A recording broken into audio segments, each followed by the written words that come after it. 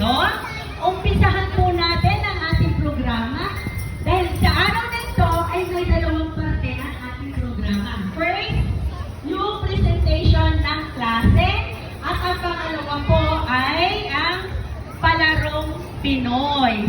I hope mga mommies, daddies, guardian, mag-stay po kayo at mag-join kayo sa amin. Ano po?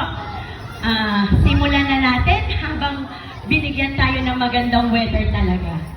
So, tawagin po natin si Teacher Joy para sa panimulang panalangin at susundan ito ng pambansang awit, Panatang Makabayan, awit ng Maynila. Okay po. Teacher Joy.